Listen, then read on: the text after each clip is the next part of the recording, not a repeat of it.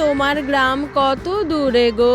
সকালের মধ্যে পৌঁছে যাব। তোমার কি খিদে পেয়েছে? খুব বেশি না, তবে একটু একটু। দাঁড়াও, সামনে হাইওয়ের কোনো ধাবাতে বাসটা থামলে সেখানে কিছু খেয়ে নিও তুমি। তুমি না খুব ভালো। আচ্ছা।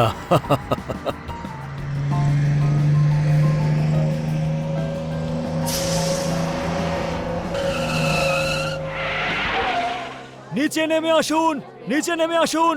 বাস এখানে 1 ঘন্টা দাঁড়াবে। সবাই নিচে নামুন। বাবা, বাবা, পাখিমা, ওঠো, বাস দাঁড়িয়েছে, খিদে পেয়েছে হয়তো, কিছু খেয়ে নাও। তুইও চলে আয় বাবা। শোনো না, আমি একটু বাথরুমে যাব। আচ্ছা ঠিক আছে, দাঁড়াও, আমি বাবাকে ভেতরে বসিয়ে আসছি। মা বাবা, তোমরা ভেতরে গিয়ে খাবারের অর্ডার দাও, আমি পাখিকে নিয়ে ওয়াশরুম হয়ে আসছি। তাড়াতাড়ি এসো বাবা।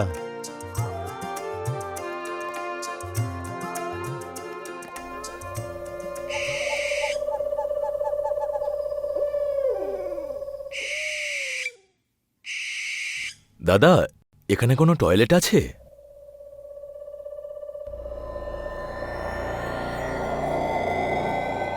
ওই তো সামনেই আছে পাখি, তুমি ঘুরে এসো, আমি এখানেই আছি।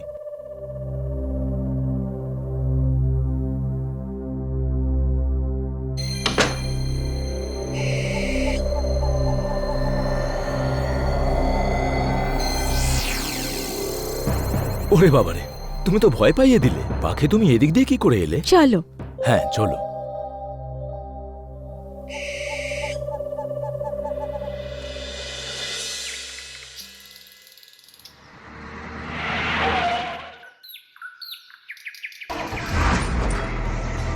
এই তো আমরা আমাদের গ্রামে চলে এসেছি। এটাই হলো পবনের জন্মভূমি।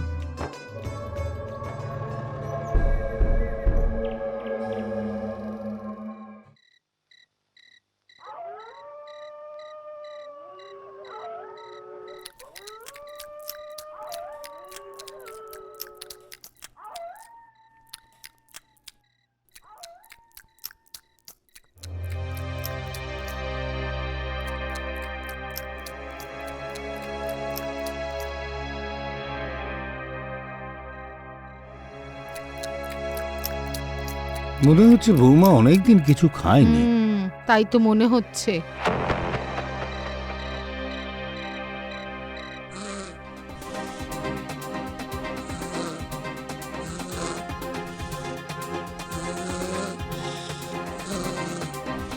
এই দেখো, ও তো নাক ডেকে ঘুমোচ্ছে দেখছি।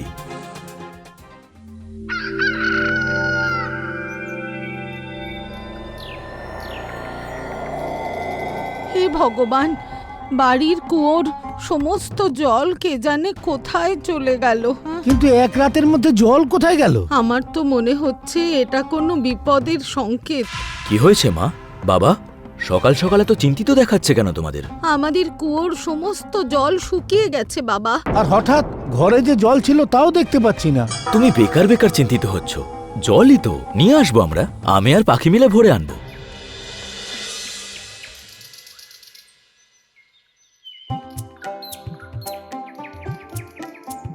গ্রামের পুকুরটা খুবই সুন্দর এবং স্বচ্ছ। আচ্ছা, ওখানে মিষ্টি জল পাওয়া যায়, পান করলে আত্মা তৃপ্ত হয়ে যায়।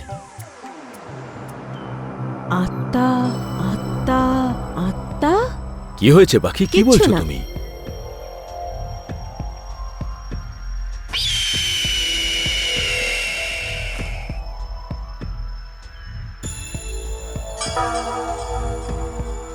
জল, জল, জল।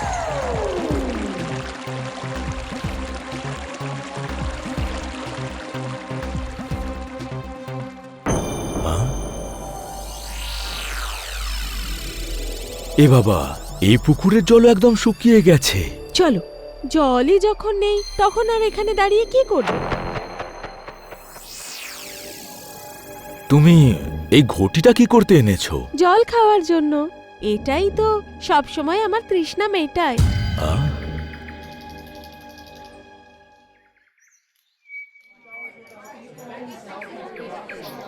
বুঝে উঠতে পারছি না, একদিনের মধ্যে ভরা পুকুর কি করে শুকিয়ে গেল?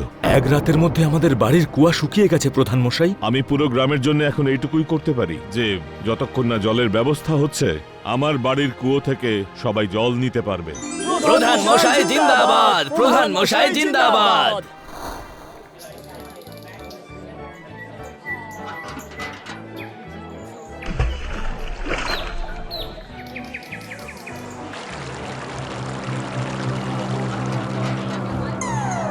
হে ভগবান, খালি বালতি।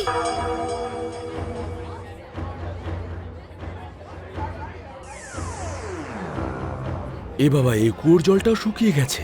এসব কি অনর্থ হচ্ছে? গ্রামের সর্বত্র যদি জল শুকিয়ে যায় তবে তো মানুষ জল না খেয়ে মরে যাবে। মা, তৃষ্ণায় গলা ফেটে যাচ্ছে। ঘরে তো ছেড়ে দে, এখন পুরো গ্রামে কোথাও এক ফোঁটা জল নেই। আমি তো বুঝতে পারছি না এখানে কি হচ্ছে কি। আমি ঘুমোতে যাচ্ছি, খুব ক্লান্ত লাগছে। বাবা, তোর স্ত্রীকে একটু অদ্ভুত মনে হচ্ছে না? এত বড় বিপদ গ্রামে নেমে এসেছে, অথচ ওর কোনো ভ্রুক্ষেপই নেই। সন্দেহ তো আমারও হচ্ছে মা। সারা রাস্তা যখন পাখি আমার সঙ্গে কথা বলছিল অন্যরকম লাগছিল ওকে। এত রাত্রে আবার বাড়িতে কে এলো?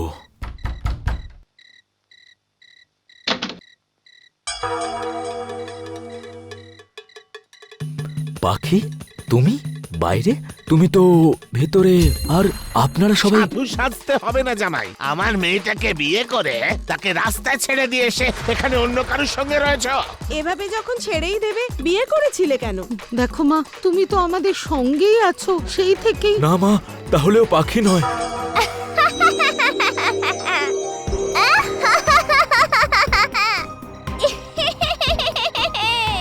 বড্ড তাড়াতাড়ি বুঝে গেছিস তোরা।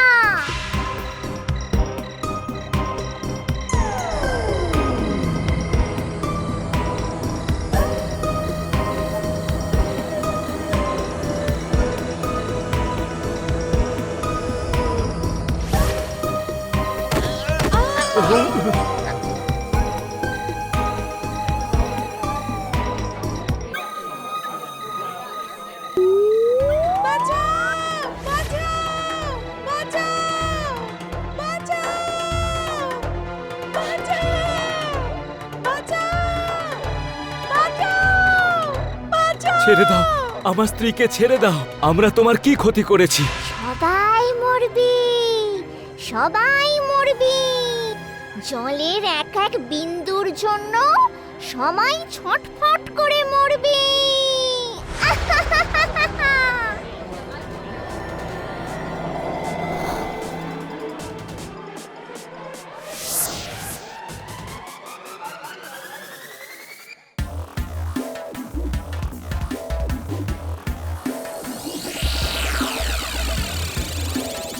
যাই হোক না কেন, কোনো উপায় থাকলে এই ঘটির মধ্যেই আছে।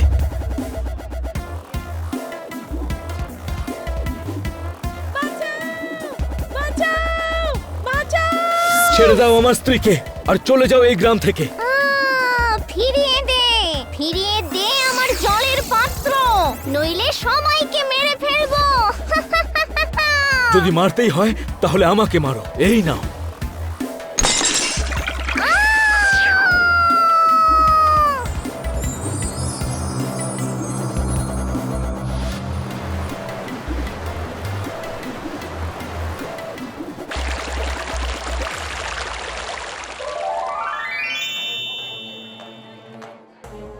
আজ আমি এই তৃষ্ণা থেকে মুক্তি পেলাম। বহু বছর আগে আমার গ্রামে খরা দেখা দিয়েছিল।